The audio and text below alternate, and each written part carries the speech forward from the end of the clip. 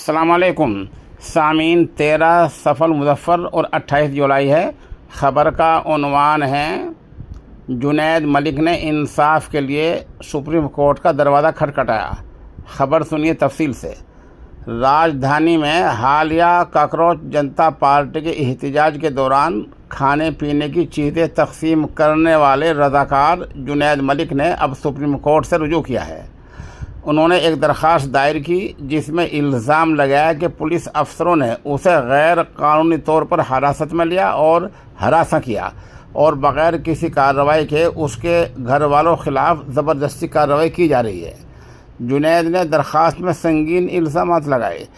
The live لا کی report کے مطابق جنید ملک نے اپنی درخواست میں کہا ہے کہ 24 جولائی کی آدھی رات کو جب RML اسپتال سے اینٹی ریبیز انجیکشن لگوا کر وہ واپس آ رہے تھے تو دہلی پولیس کے افسروں نے انہیں اٹھا لیا اور تقریباً 5 سے 6 گھنٹے تک گاڑی میں بٹھا کر رکھا۔ اس دوران اس نے الزام لگا کہ اسے ڈرایا اور دھمکایا گیا، اس کا موبائل فون زبردستی چھین لیا گیا اور افسروں نے اسے زبردستی کھول کر اس کی جانچ کی۔ اس سے پوچھ تاچھ کی گئی کہ اسے کون فنڈ فراہم کر رہا ہے، وہ خوراک اور دوسری چیزیں کہاں سے لا رہا ہے، پیسے کہاں سے آ رہے ہیں۔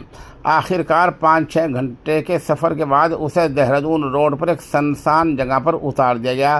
آخر کار وہ دہرادون ٹیکسی لے کر دہلی واپس آ گئی۔ جنید ملک کون ہیں؟